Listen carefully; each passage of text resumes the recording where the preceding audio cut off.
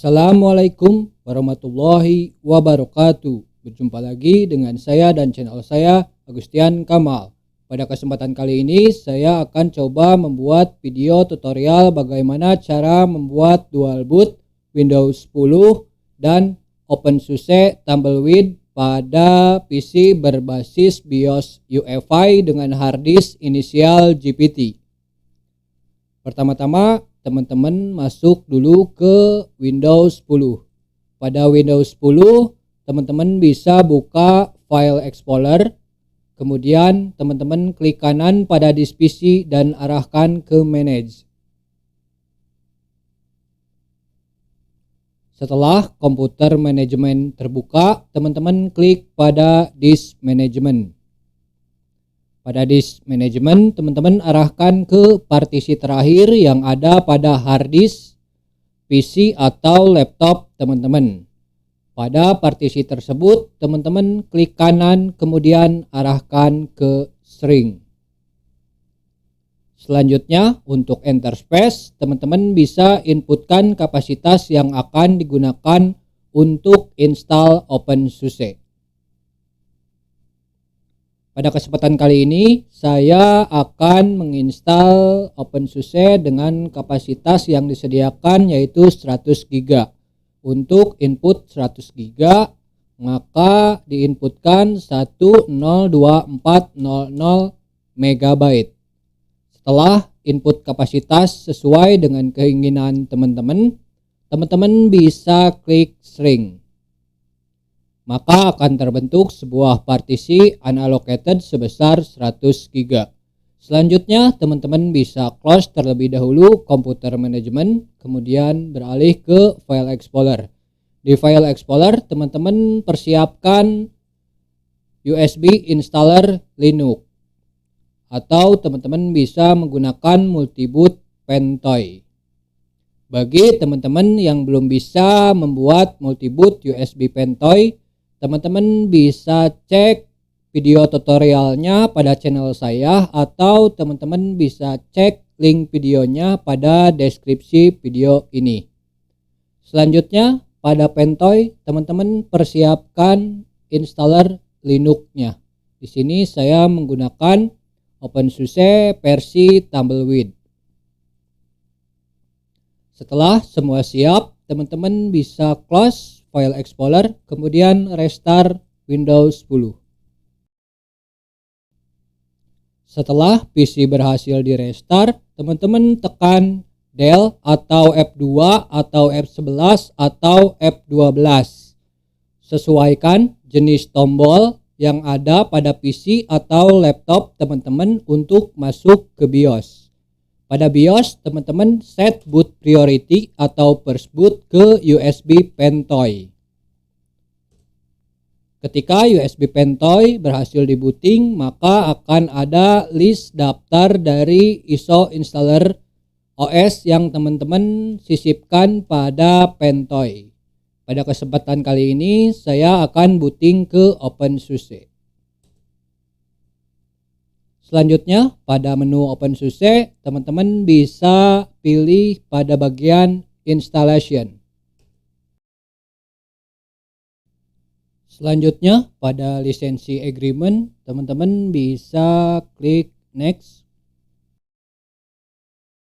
Ketika ada pop-up tentang online repository, jika teman-teman pada proses penginstalan menggunakan internet, maka teman-teman bisa pilih yes. Atau jika teman-teman tidak menggunakan internet, teman-teman bisa pilih no. Pada kesempatan kali ini saya memilih yes.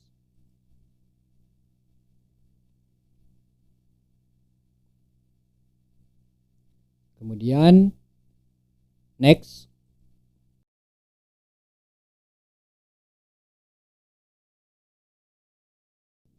Selanjutnya teman-teman akan ditampilkan pilihan tipe dari installer OpenSUSE. Di sini saya memilih desktop with Genome, kemudian next.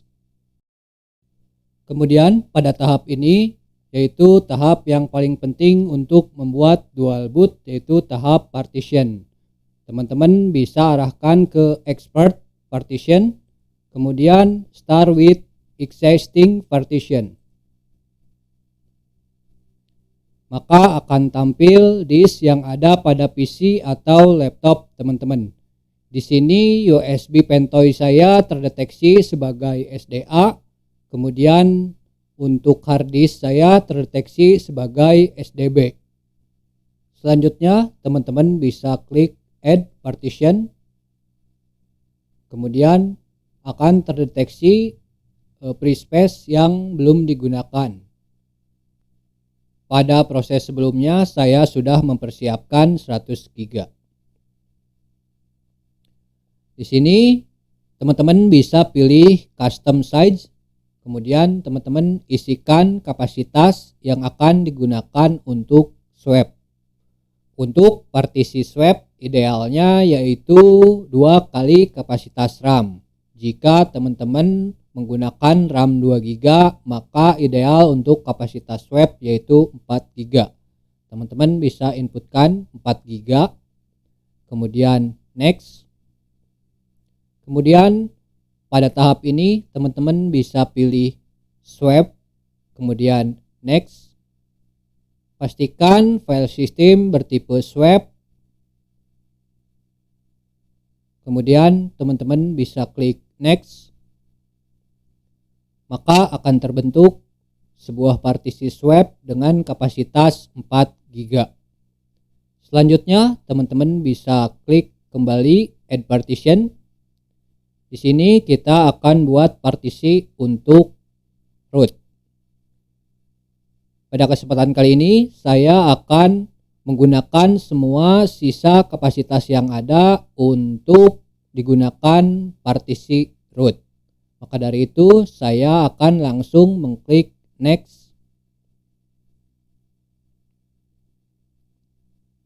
Selanjutnya teman-teman bisa pilih operating system, kemudian next. Selanjutnya untuk format device, teman-teman bisa pilih BTRFS atau ext4. Pada kesempatan kali ini saya akan memilih ext4. Kemudian pada mount point, teman-teman pastikan berada di posisi root. Root di sini yaitu dengan inisial slash. Bedakan antara root dengan inisial slash dan root dengan inisial slash root. Jika root dengan inisial slash yaitu akar file system Linux. Tetapi jika root dengan inisial slash root adalah direktori atau folder yang digunakan oleh user root. Maka dari itu ketika saya menyebut root pada mount point, maka inisialnya adalah slash. Selanjutnya teman-teman bisa klik next. Maka akan terbentuk sebuah partisi baru dengan tipe ext4 untuk mount point root dengan sisa kapasitas yang ada. Selanjutnya teman-teman juga butuh partisi bootfi. Teman-teman bisa menggunakan partisi bootfi yang ada pada Windows 10. Dikarenakan pada kesempatan kali ini hard disk saya terdeteksi sebagai SDB, maka untuk partisi bootfi terdeteksi sebagai SDB1. Pada partisi ini teman-teman bisa klik edit. Kemudian teman-teman di sini pilih down format. Soalnya jika teman-teman memilih format maka bootloader Windows 10 akan hilang. Kemudian untuk mount device teman-teman arahkan ke bootfi. Setelah semua siap, teman-teman bisa klik next.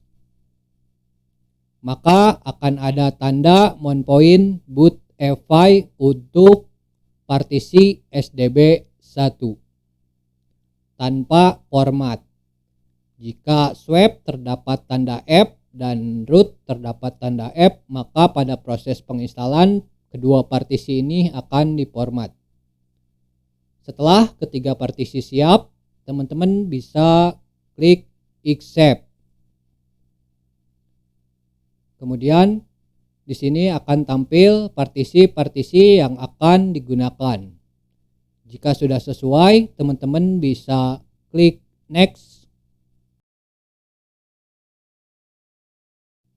Selanjutnya, teman-teman akan ditampilkan pilihan untuk time zone. Di sini saya akan memilih Jakarta, sesuaikan dengan kehendak teman-teman.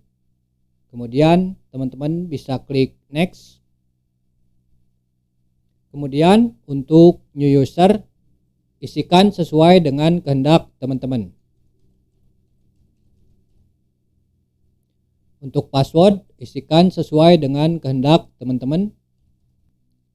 Selanjutnya, ketika semua sudah terisi, teman-teman bisa klik next. Selanjutnya, ini tentang summary. Teman-teman bisa review dulu tentang booting, tentang software yang akan diinstal, kemudian untuk sistem security dan network configuration.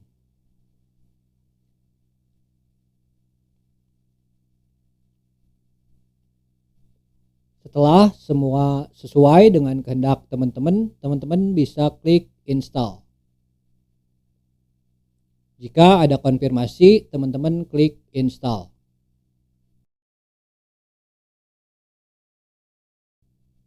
Maka proses instalasi sedang berjalan.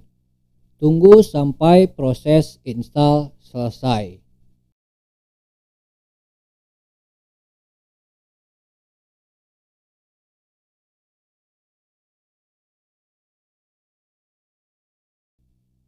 Setelah instalasi dari OpenSUSE selesai, maka PC akan restart dan menampilkan group dari OpenSUSE. Pada group sudah terdeteksi Windows Boot Manager. Namun pada kesempatan kali ini kita akan coba booting terlebih dahulu ke OpenSUSE Tumbleweed. Apabila teman-teman berhasil booting ke desktop environment, maka teman-teman telah berhasil menginstal Linux OpenSUSE. Selanjutnya kita akan coba booting ke Windows 10. Untuk booting ke Windows 10, setelah teman-teman merestart PC teman-teman, teman-teman pilih pada pilihan Windows Boot Manager.